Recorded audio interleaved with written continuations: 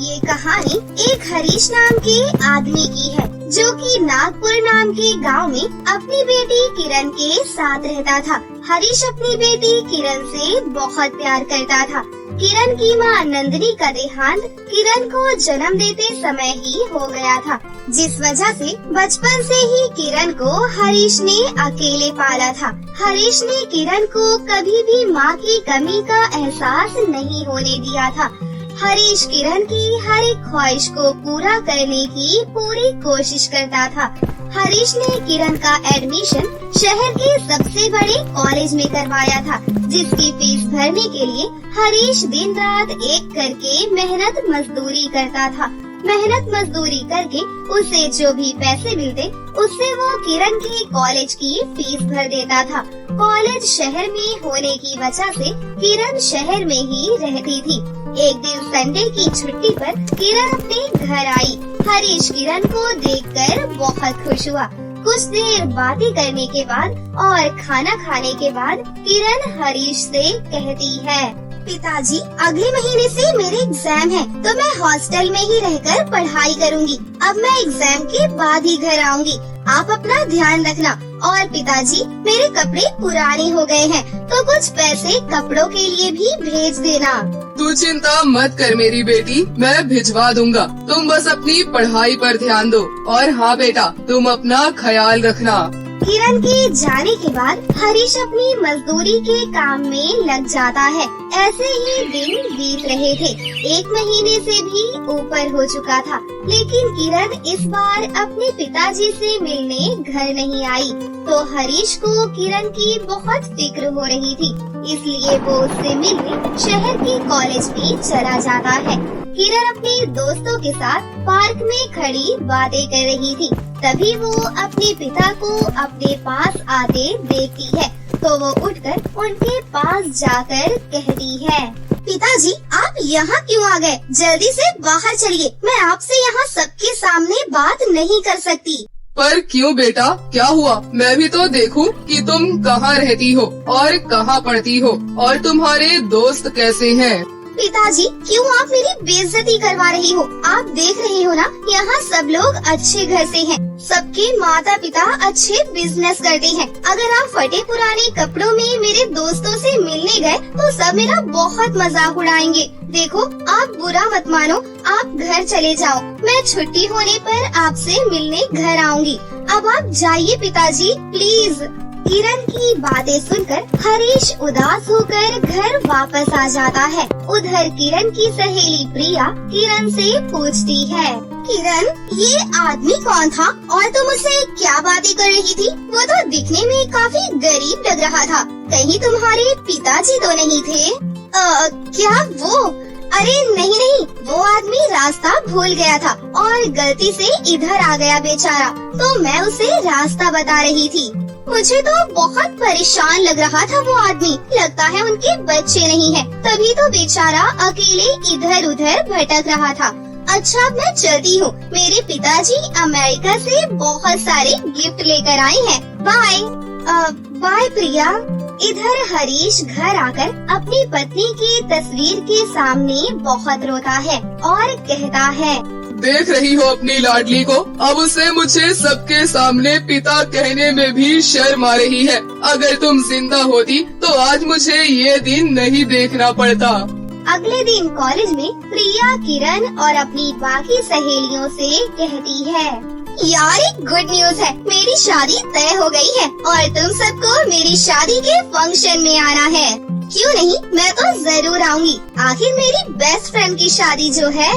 ठीक है, कल हल्दी है, परसों मेहंदी और फिर शादी। और हाँ, मेरी सारी सहेलियों को मेरे तीनों फंक्शन में 3 अलग अलग लहंगे पहन कर आने हैं। हल्दी पर पीला, मेहंदी पर हरा और शादी में गुलाबी। मंजूर है ना सबको? सभी सहेलियां हाँ में सर हिलाती हैं। लेकिन ये सब सुनने के बाद किरण लहंगे को लेकर सोच में पड़ जाती है। किरण घर आने के बाद परेशान होकर घर में इधर से उधर चल रही थी। उसे परेशान देखकर उसके पिता बोलते हैं, क्या हुआ बेटी, तुम इतना परेशान क्यों हो? मैं काफी देर से देख रहा हूँ, जब से आई हो परेशान हो, क्या बात है? पिताजी, मेरी सहेली प्रिया की शादी है और शादी के फंक्शन में 3 अलग अलग रंग के लहंगे पहनकर जाना है। लेकिन 3 तो क्या, मेरे पास एक भी लहंगा नहीं है। मैं सोच रही हूँ कि मैं कैसे वहाँ जाऊँ। मेरे पिताजी तो मुझे एक लहंगा भी नहीं दिला सकते। मेरे लिए कितनी शर्म की बात है। किरण इतना बोलकर रोने लगती है तो हरीश को अपनी बेटी से इस तरह की बातें सुनकर उसे बहुत बुरा लगता है। वो किरण से कहता है, नहीं मेरी बेटी, तुम रो मत। मैं तुम्हारे लिए 3 लहंगे लेकर आऊँगा। बस मुझे 1 दिन का समय दो। ठीक है पिताजी, मैं आपको 1 दिन का समय देती हूँ, पर मुझे कल ही लहंगे चाहिए क्योंकि प्रिया की शादी में सिर्फ 2 ही दिन बचे हैं। हरीश बहुत ही परेशानी में पड़ जाता है। उसके पास तो इतने पैसे भी नहीं थे कि वो किरण के लिए लहंगे खरीद सके। वो अपनी पत्नी के फोटो के आगे बैठकर बोलता है, क्या करूँ अब, मेरे पास तो इतने पैसे भी नहीं है कि मैं तुम्हारी बेटी के लिए 3 अलग अलग रंग के लहंगे खरीद सकूं। मैं कैसे किरण की जिद पूरी करूं?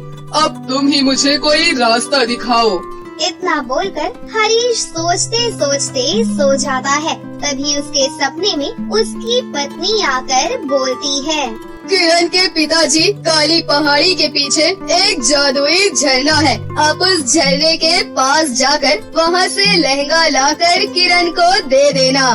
तभी हरीश की आंखें खुल जाती हैं। फिर वो काली पहाड़ी की तरफ चल देता है। उसे वहाँ एक झरना नजर आता है और जब हरीश झरने के पास पहुँचता है तो अचानक उसे झरने के पास 3 लहंगे मिलते हैं। वो तीनों लहंगे सिर्फ गुलाबी रंग के थे। तो हरीश उन तीनों लहंगों को लेकर घर आ जाता है और घर आकर किरण से कहता है, किरण बेटी, तुम कहाँ हो? ये देखो, मैं तुम्हारे लिए 3 लहंगे लेकर आया हूँ। ये सुनकर किरण बाहर आती है और देखती है कि तीनों लहंगे गुलाबी रंग के हैं। लहंगे को देखकर किरण बोलती है, क्या पिताजी, आप एक ही कलर के तीनों लहंगे लेकर आ गए हो? मैंने तो आपको बोला था ना कि मुझे पीला, हरा और गुलाबी रंग का लहंगा चाहिए। मैं एक ही रंग का लहंगा लेकर क्या करूँगी? तभी एक चमत्कार होता है और दूसरा लहंगा पीला और तीसरा हरे रंग में बदल जाता है। ये देखकर हरीश और किरण दोनों की आंखें फटी की फटी रह जाती है।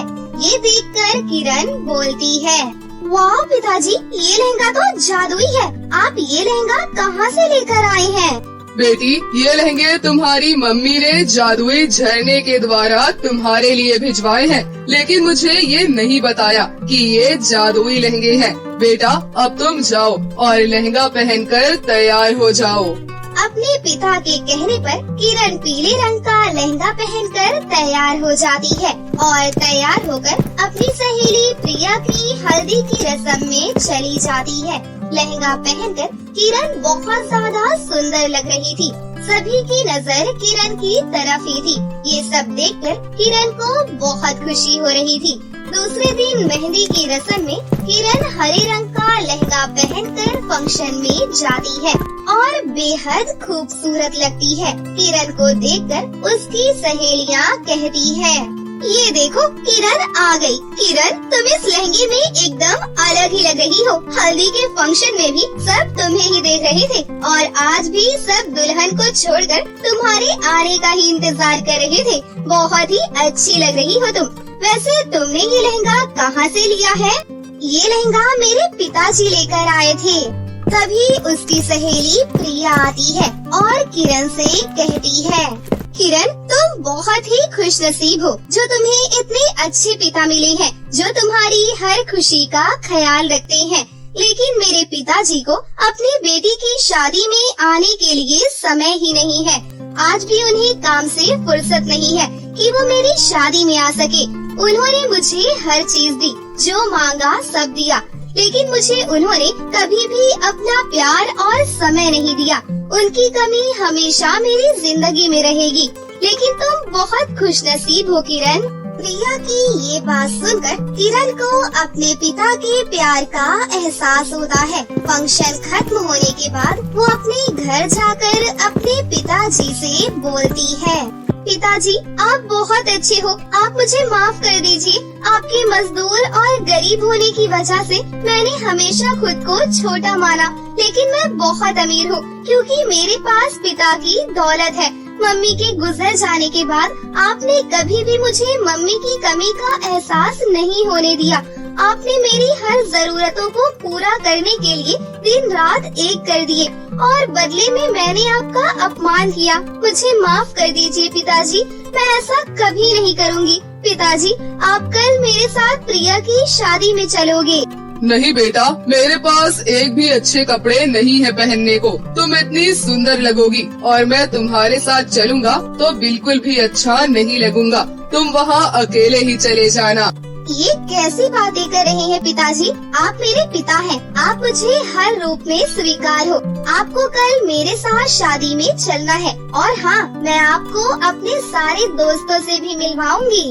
अगले दिन प्रिया की शादी में जाने के लिए किरण गुलाबी रंग का लहंगा पहनकर तैयार हो जाती है और उसके पिता भी साफ सुथरा कपड़ा पहनकर तैयार हो जाते हैं। पिता को देखकर किरण बोलती है, पिताजी, मुझे गर्व है कि आप मेरे पिता हो और मैं आपकी बेटी हूँ। आप मुझे इन कपड़ों में भी दुनिया के सबसे अच्छे पिता लग रही हैं। किरण के इतना कहते ही उसके पिता एक जेंटलमैन के रूप में बदल जाते हैं। ये देखकर हरीश बहुत हैरान होता है और अपनी बेटी से कहता है, किरण, मैं कोई सपना तो नहीं देख रहा हूँ? नहीं पिताजी, आप कोई सपना नहीं देख रहे, ये हकीकत है। आप भूल गए कि ये लहंगा सुंदर होने के साथ जादुई भी है। उसके बाद किरण अपने पिताजी के साथ अपनी सहेली की शादी में जाती है और सबसे अपने पिता को इंट्रोड्यूस करवाती है। दोस्तों, आज मैं सबको अपने पिताजी से मिलवाती हूँ। ये मेरे पिताजी हैं। इन्होंने ही मुझे बचपन से पाल पोस कर बड़ा किया है और हाँ, मेरे पिताजी ने ये सब मजदूरी करके किया है। आपसे मिलकर बहुत खुशी हुई अंकल। काश मेरे पिताजी भी आपकी तरह होते। उनके पास तो मेरे लिए समय ही नहीं है। दिल छोटा नहीं करते प्रिया बेटा। मेरे लिए जैसे मेरी बेटी किरण है वैसे ही आप सभी हो। शादी में तुम्हारे पिताजी नहीं आए तो क्या हुआ, मैं हूँ ना। और इस तरह सभी खुशी खुशी प्रिया की शादी एंजॉय करते हैं। उस दिन के बाद से किरण अपने पिता हरीश से बहुत ही अच्छा व्यवहार करती है। जादुई गुलाबी लहंगे की वजह से उनकी गरीबी दूर हो जाती है और वो हंसी खुशी से एक साथ रहने लगते हैं। इंसानी दुनिया से बहुत दूर एक परीलोक में वैशाली और अनिष्का नाम की दो राजकुमारी परी बहनें रहती थीं। दोनों राजकुमारी परी बहनें बहुत बुद्धिमान होने के साथ साथ बहुत खूबसूरत भी थीं। एक दिन दोनों राजकुमारी परी बहनें तलवारबाजी कर रही थीं। तभी वहाँ से दो राजकुमार भाई विष्णु और यश वहाँ से गुजर रहे थे। दोनों राजकुमारों को पहली नजर में ही राजकुमारी परियों से प्यार हो जाता है। विष्णु और यश दोनों अक्सर राजकुमारी परी बहनों को देखने के लिए उनके महल के बाहर से गुजरा करते थे। एक दिन दोनों राजकुमारी परी बहनें गार्डन में घूम रही थी। तभी राजकुमार उनके पास आते हैं और बोलते हैं, हम दोनों आपके पड़ोसी राज्य के राजकुमार हैं। हम दोनों को पहली नजर में ही आप दोनों पसंद आ गई थी। क्या आप दोनों बहनें हम दोनों भाइयों से शादी करेंगी? वैशाली राजकुमारी परी और अनिष्का राजकुमारी परी को भी दोनों राजकुमार बहुत अच्छे लगते हैं। इसलिए दोनों राजकुमारी परियां भी शादी के लिए हाँ कर देती हैं। कुछ दिनों में ही दोनों राजकुमारी परी बहनों की शादी दोनों राजकुमार भाइयों से हो जाती है। शादी के कुछ महीनों बाद दोनों राजकुमारी परियां गर्भवती हो जाती हैं। फिर दोनों राजकुमारी परियां खुशी से ये बात अपनी सास पड़ोसी परिदेश की रानी मधुरिमा परी को बताती हैं। दोनों की बातें सुन रानी परी मधुरिमा कहती है, तुम दोनों गर्भवती हो, इसलिए मैंने तुम्हारे लिए दूर किसी परिदेश से पौष्टिक आहार मंगवाया है। आज से तुम दोनों वही आहार लोगी। इस तरह रानी परी मधुरिमा दोनों राजकुमारी परियों का बहुत अच्छे से ध्यान रखती हैं। एक दिन दोनों राजकुमारियां महल के बगीचे में खड़ी होकर एक दूसरे से बातें कर रही होती हैं। तभी उनकी नजर महल में घुस रही एक औरत पर जाती है। अरे ये औरत कौन है जो इस तरह महल में चोरी छुपे घुस रही है? मुझे तो लग रहा है ये महल में चोरी करने जा रही है। इतना कहकर दोनों परियां उस औरत का पीछा करने लगती है। थोड़ी देर बाद ही चोरनी वैशाली राजकुमारी परी के कमरे में घुस जाती है और उसके सारे कीमती जेवर चुराकर भागने लगती है। लेकिन तभी दोनों राजकुमारी परियां राजकुमार के साथ मिलकर उस चोरनी को पकड़ लेती हैं। अरे कौन है तू? यहाँ चोरी करने की तेरी हिम्मत कैसे हुई? तुझे चोरी करते हुए शर्म नहीं आई? इससे ये सब बोलने का कोई फायदा नहीं है। इसके जैसे लालची और धोखेबाज लोग कभी भी नहीं सुधर सकते। हमें इसे अपने राज्य से धक्के मारकर बाहर निकाल देना चाहिए। उसके बाद दोनों राजकुमार सिपाहियों को बुलाते हैं और सिपाही उस चोरनी को हमेशा के लिए राज्य से धक्के मारकर निकाल देते हैं। अपनी बेइज्जती होते देख उस चोरनी जिसका नाम मानसी था उससे बर्दाश्त नहीं होता है। इन दोनों परी बहनों ने मिलकर मेरी बहुत बेइज्जती की है। मैं इन दोनों परी बहनों को छोड़ूंगी नहीं। मैं अभी के अभी पृथ्वी लोक के काले जादूगर के पास जाऊंगी और उससे काला जादू सीखकर वापस आऊंगी। इतना बोलकर मानसी पृथ्वी लोक के काले जादूगर के पास जाती है और उस दिन से काला जादू सीखने लगती है।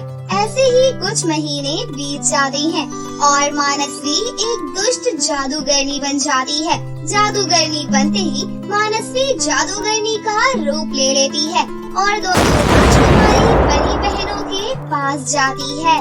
मैं सोने के परी लोक से आई हूँ। मुझे पता चला कि आप दोनों परी बहनें गर्भवती हैं, इसलिए मैं आप दोनों को एक खास उपहार देना चाहती हूँ।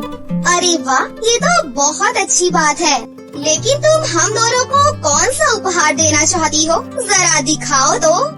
यहाँ कुछ दूरी पर एक गुफा है। गुफा के अंदर 2 जादुई आम मिलेंगे। अगर तुम दोनों बहनें उस जादुई आम को खाओगी तो तुम्हारे बच्चों में भी एक अलग प्रकार का तेज होगा और वो हमेशा स्वस्थ रहेंगे और साथ ही तुम्हारे बच्चे बहुत शक्तिशाली होंगे। मानसी जादूगरनी की बात सुनकर दोनों परी बहनें बहुत खुश हो जाती हैं। ये तो बहुत अच्छी बात है। हम दोनों अभी के अभी उस गुफा में जाएंगे और जादुई आम खाएंगे। क्या तुम हमें वहाँ तक ले जाओगी? हाँ, क्यों नहीं। चलिए हम अभी चलते हैं। उसके बाद दोनों राजकुमारी परी बहनें मानसी जादूगरनी के साथ उस गुफा की तरफ चल पड़ती हैं। कुछ देर तक चलने के बाद गुफा आ जाती है। ये वही गुफा है जिसके बारे में मैंने आप दोनों को बताया था। गुफा दिखने में बहुत गहरी और डरावनी थी, जिसे देखकर दोनों परी बहनें घबरा जाती हैं। अरे ये गुफा तो बहुत डरावनी लग रही है। मुझे तो लग ही नहीं रहा कि इस डरावनी गुफा के अंदर जादुई आम होगा। वैशाली राजकुमारी के इतना कहते ही मानसी जोर जोर से हंसने लगती है। मैं तुम दोनों को यहाँ पर जान से मारने के लिए लाई हूँ। तुमने मेरी बेइज्जती की थी ना, अब मैं तुम्हें हमेशा के लिए खत्म कर दूंगी। मानसी की बात सुनकर दोनों राजकुमारी परियां डर जाती हैं और बोलती हैं, हमने इस दुष्ट औरत की बातों पर यकीन करके बहुत बड़ी गलती कर दी। अब हमारा क्या होगा? अब तुम्हारा वही होगा जो मानसी चाहेगी, यानी मैं चाहूंगी। इतना बोलकर मानसी दोनों राजकुमारी परी बहनों को रस्सी से वहीं पास के एक पेड़ से बांध देती है। लेकिन तभी उस जंगल में रहने वाले 2 आदिवासी दंपति ये सब कुछ देख लेते हैं। अरे नहीं, ये तो बहुत दुष्ट औरत है। ये तो इन दोनों राजकुमारी परियों को जान से मार देगी।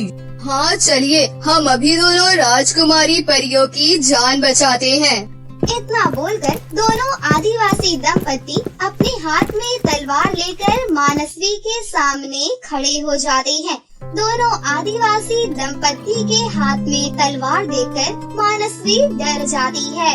अरे तुम दोनों यहाँ तलवार लेकर कैसे आ गए?